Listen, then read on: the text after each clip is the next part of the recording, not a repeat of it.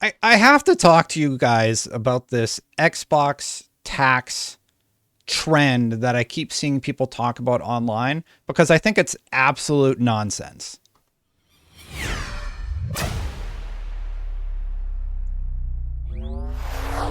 So, first of all, I have seen a lot of people talking about the Xbox tax, and they're usually relating it to Xbox not getting a Game of the Year nomination.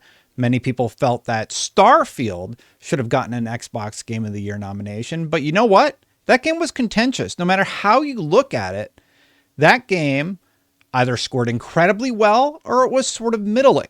So the fact that it didn't get nominated doesn't mean that it's a bad game. It doesn't mean anything. It just means that it was a bit of a contentious title and it didn't get nominated for Game of the Year. There are several games that are multi-platform that did get nominated for Game of the Year that are also released on Xbox. Off the top of my head, Alan Wake is one of them. But the thing that really bothers me is that people keep talking about how the media is too hard on Xbox or Xbox doesn't get a fair shake. And yet channels like mine exist where I genuinely praise Xbox. I criticize a lot of PlayStation's practices. And I find this whole conversation about an Xbox tax quite bizarre. Are there a few outlets who have gotten it wrong or have been rather unnecessarily scathing towards Xbox? Yeah, and it's weird when it happens. The PC gamer thing I'll talk about in a little bit was a little surprising to say the least, but just keep an eye out for things from that author if you don't think, if you don't want to align with what they think. Like, I never understand why people get so upset about like what somebody thinks online when you could just read somebody else. Like, if you like Starfield, go check out Paul Tassie's stuff. I've had him on the show many times. Paul Tassie adores Starfield. But you know who else talks about Xbox's shortcomings? Phil Spencer. Phil Spencer in 2022 called Xbox's release schedule a disaster. You have to take an honest look at what happened with Xbox, starting with the launch of the Xbox Series X and forward. And if you want to go back even further, you can take a look at the original Xbox One and see what happened with that launch. It was contentious. We all know that console launched and it had just the worst PR it could possibly have, talking about putting DRM into their games.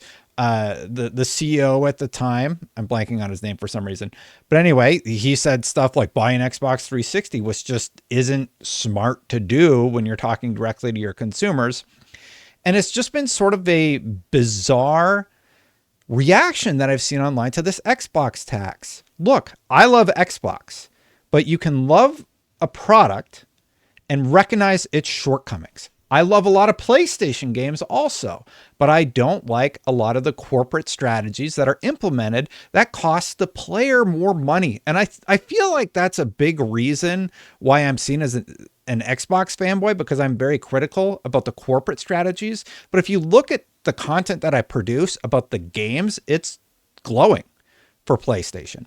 Xbox has had a lot of problems in the games category. Halo Infinite needed to be delayed to launch in the state that it launched. I stand by that. I love the Halo Infinite campaign, but multiplayer took a long time to hit its stride. Starfield was delayed a year. Had it come out in 2022 when it was supposed to, there is a chance that it would have been nominated for Game of the Year.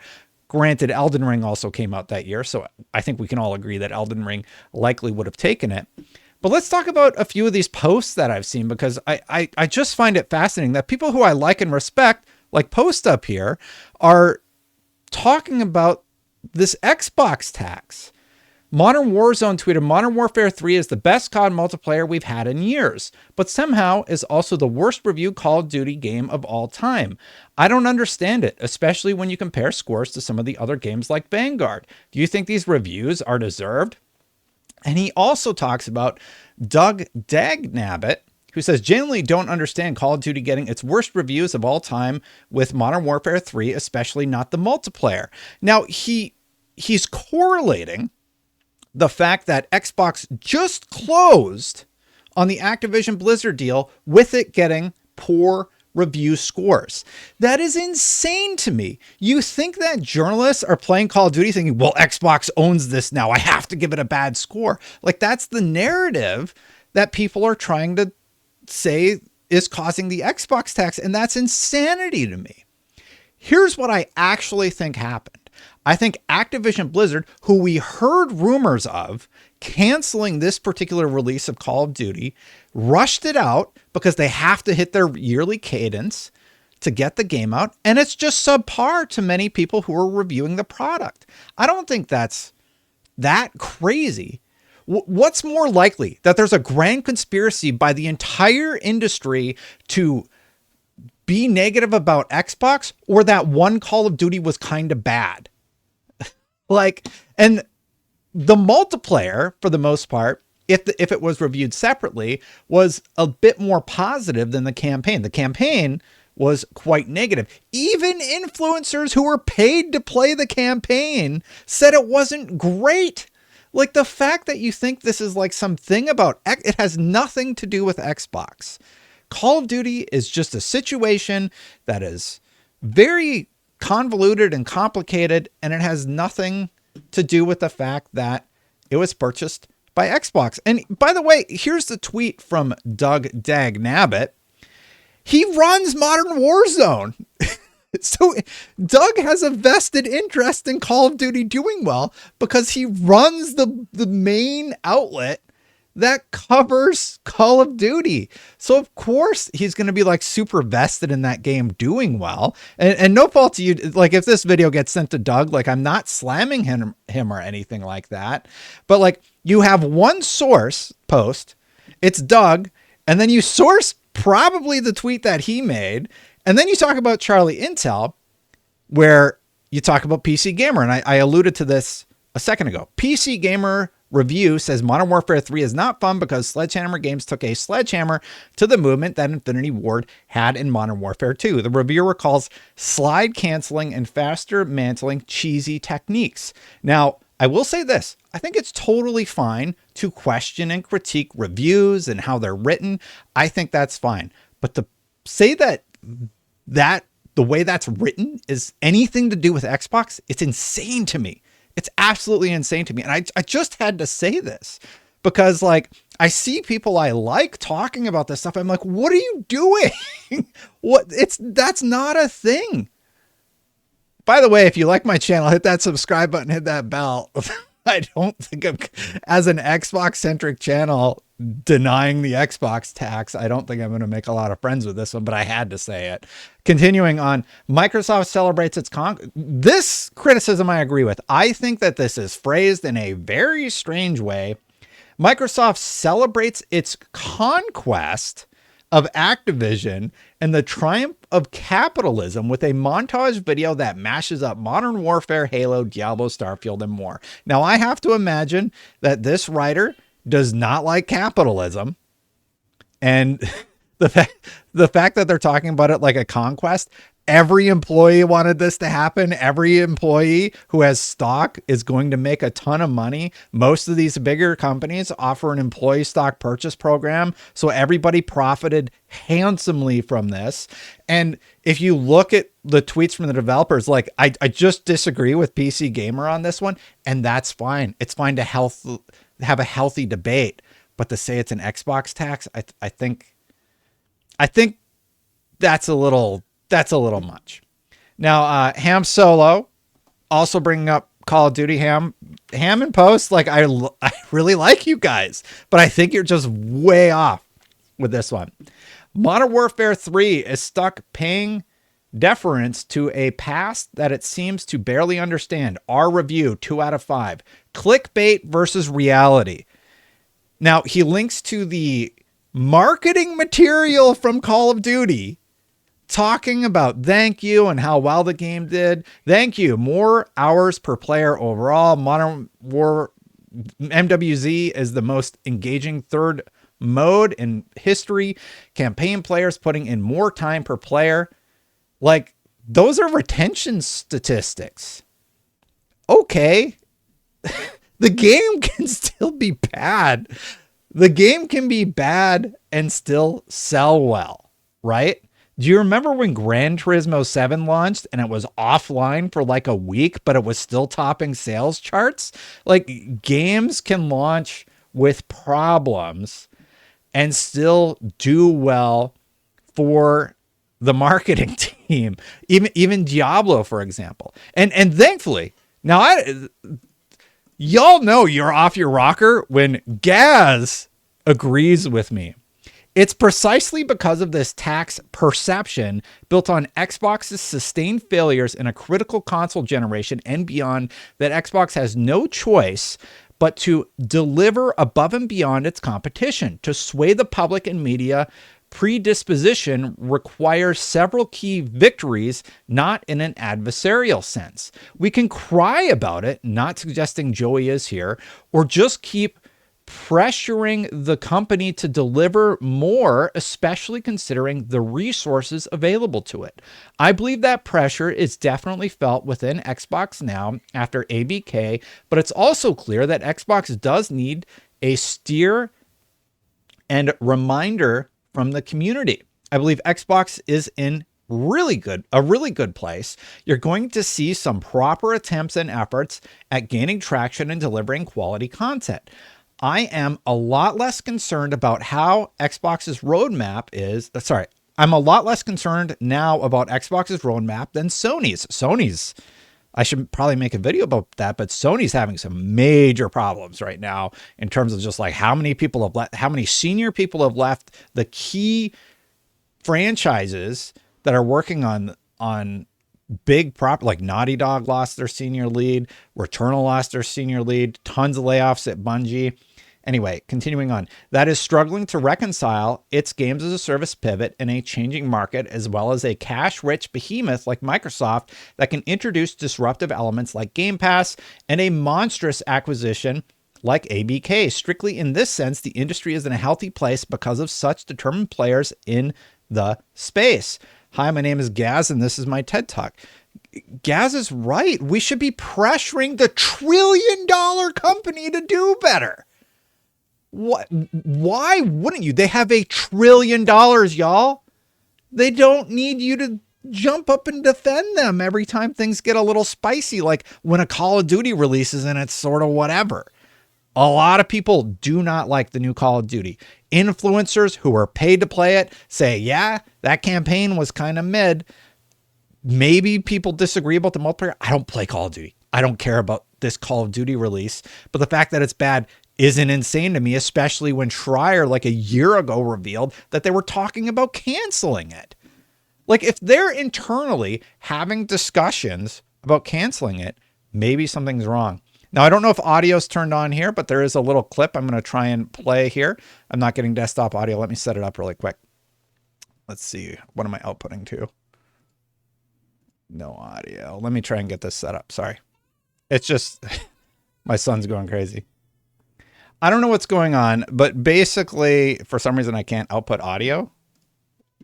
Oh, is it just because it's muted and I'm dumb? Yeah. All right, let's listen to this clip. I think you're not getting the credit you deserve this generation. We never will. Yeah. We never will. Yeah. You know, we've seen this. It's like we know that there's a different yardstick for the different developers. It's like we know that there's a different yardstick for the different developers. Right. You know, the Nintendo guys are great. I've got my Switch right here in case I want to play Fortnite. Yep. So, I mean, those guys are great. I talked to Reggie the other day. The guys over at PlayStation, they're executing. They've had tremendous success this time around. But, it's funny. With us, I think it's maybe because, I don't know. So I think people like, oh, I hate Windows because I have to use it at work, or I'm doing email, or I don't want to do this PowerPoint for work. So I don't know if some of that anxiety and whatnot drifts over to Xbox, but we just want to do the best we can for gamers. Okay, so that's from Kinda Funny, and that's from 2018. Joey says, and I just want to discuss for a second. Joey says, I know this whole Xbox tax is people not believing Xbox has a different set of rules applied to them. Well, I finally found the interview with Major Nelson back in 2018 admitting that they do and know Xbox has a different measuring stick today. It has a verb, tax. If the fact that Xbox doesn't have a ton of AAA games at this time period isn't a tax, it's a reality. And we should be pressuring them to have more high-profile AAA releases. I think they had like Gears 5 around 2018 off the top of my head. And then the Series X launched in what, 2020? So they had about a year where it was a very light release cadence. And the reason I bring up the Phil Spencer email is because even Phil Spencer calls the 2022 release schedule a disaster, because in 2021, it felt like they were hitting their stride. Brap points out, yeah, there's an Xbox tax. Forza Horizon 5 got a 10. It was celebrated industry-wide. I think it won Racing Game of the Year that year. So, like, and by the way, this dude hates me, by the way, but he's right. Forza got a 10. We gave, like, it's insane to me to talk about that. It would be like saying that this is the PlayStation tax, I guess. Windows Central wrote it. It must be true. Destiny 2's player count falls to new all-time low, and I'm not surprised. That's from Brendan Lowry. Oh, he writes for Whoops.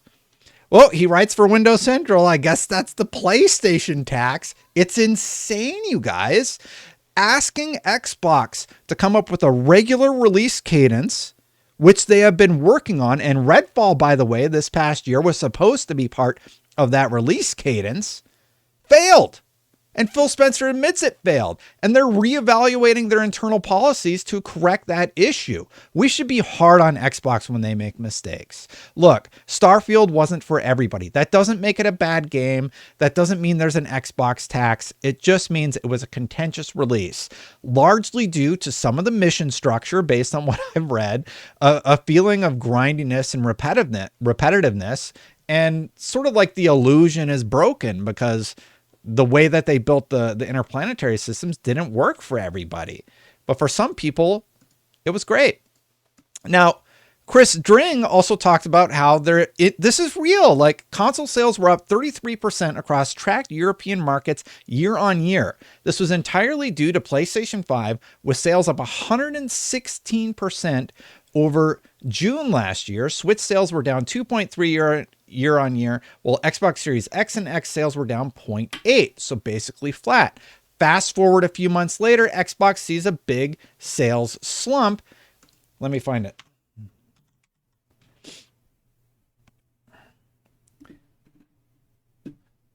Number Switch is number 2, despite a 20% drop in sales compared with last October, while Xbox Series X and S sales continue to struggle in Europe, down 52% year on year. These are struggles that Xbox has to figure out. But I will say that Microsoft's strategy is not about the console. When I see people touting Xbox's console difficulties as some sort of weird victory for whatever reason, it's not true, because their strategy isn't about the console. Even Sony, who is selling their console like crazy, is firing tons of people because that's not the future. However, Chris String also pointed out Xbox hasn't had the best year so far in terms of raw hardware sales across Europe, but the most effective way for it to reach European players is via mobile and PC. And in that regard, it's making real headway. Xbox has a different playbook at play, and Chris Dring, who I imagine got a lot of flack for talking about how console sales were down year over year, because everybody likes to pile on Chris whenever he's critical about Xbox, also realizes that, hey, that's not really their strategy now, is it? And I think we all know that, right? I just want people to think about this whole Xbox tax thing, and it's not real. There are things that happen online. Nobody's like going out of their way to dunk on Xbox. That's insane. There's no grand conspiracy against Xbox. Xbox needs to win over players. PlayStation has spent, since the PlayStation 4 through the PlayStation 5, all of that time with better marketing. They did some cutthroat stuff behind the scenes to get more players, like having those Call of Duty exclusives. And you know what Microsoft did in response? They bought Bethesda and they bought Activision. We are at the time when Xbox has an opportunity to sway the consumer base back to their platform.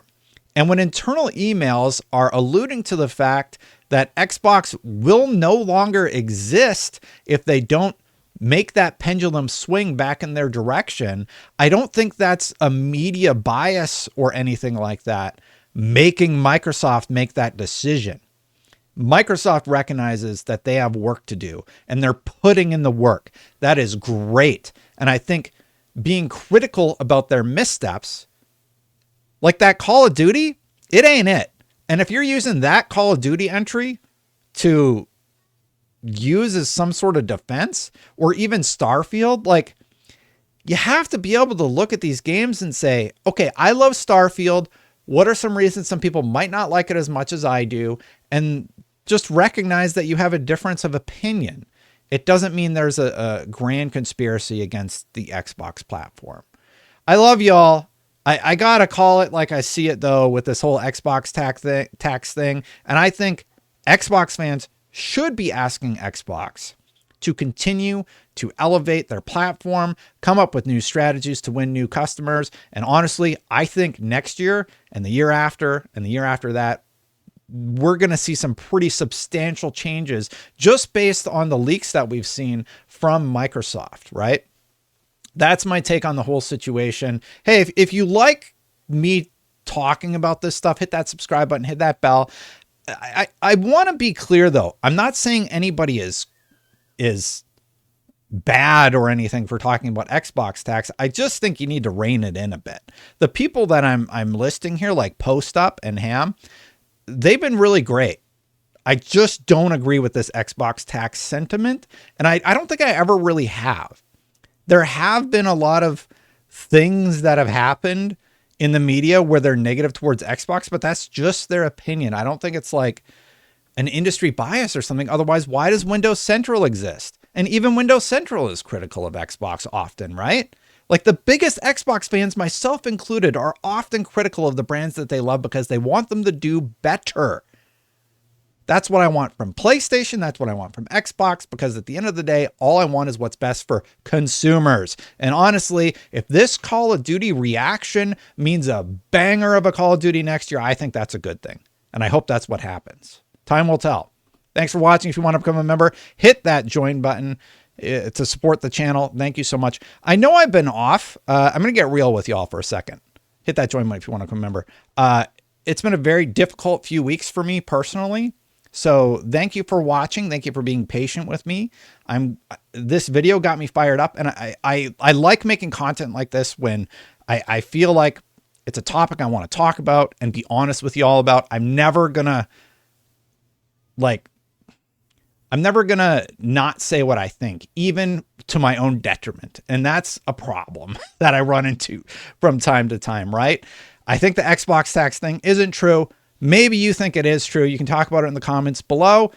Hit me up on Twitter, and just thank you for watching. I'll get out of here. I'll see you for the next one. Bye for now, everybody.